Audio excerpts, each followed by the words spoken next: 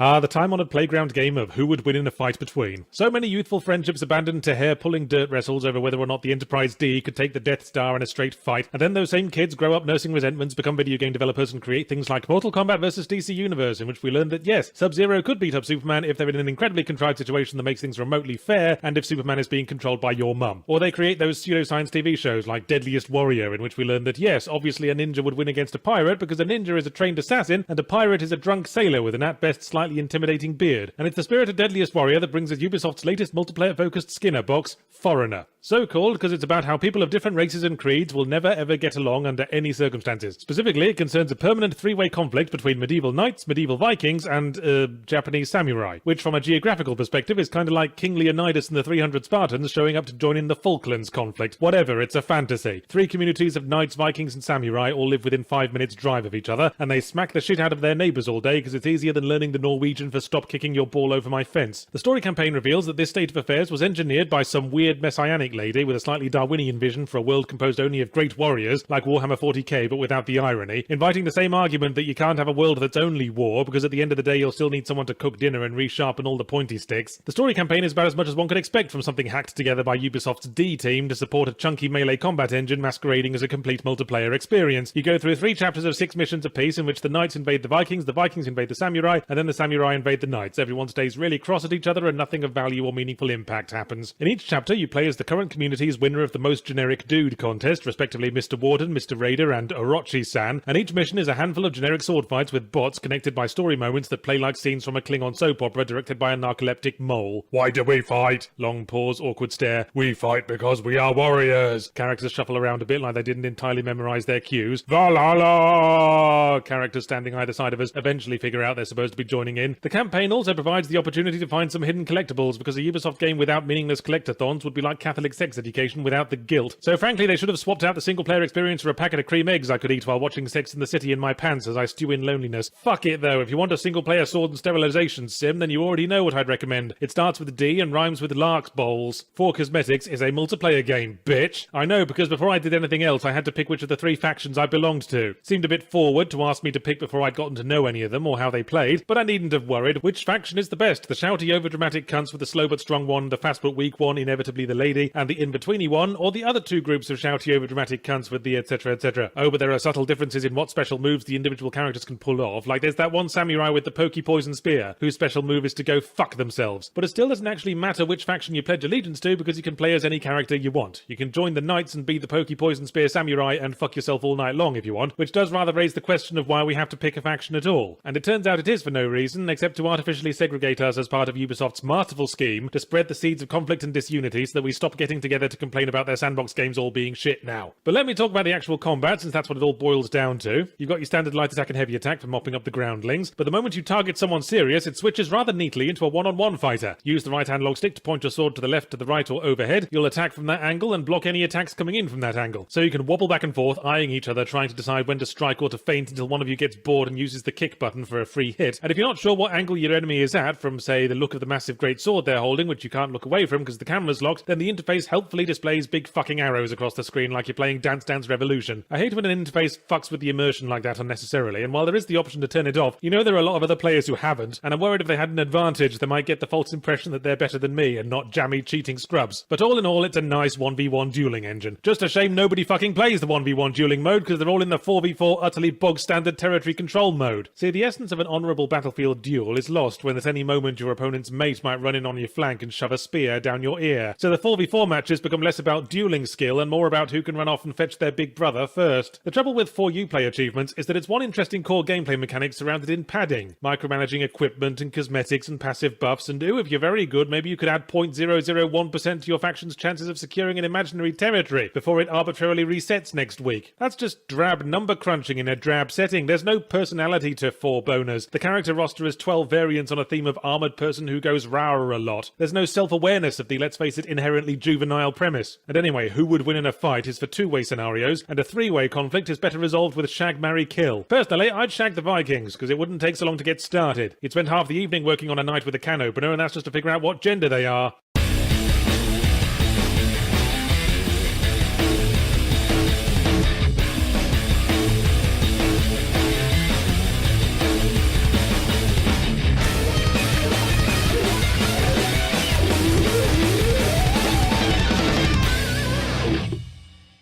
My new book, We'll Save the Galaxy for Food, is out now. It's a sci-fi comedy with all the usual sci-fi comedy themes: redundancy, hopelessness, and existential dread. Available in ebook, paperback, and audiobook from all good retailers and some dodgy ones.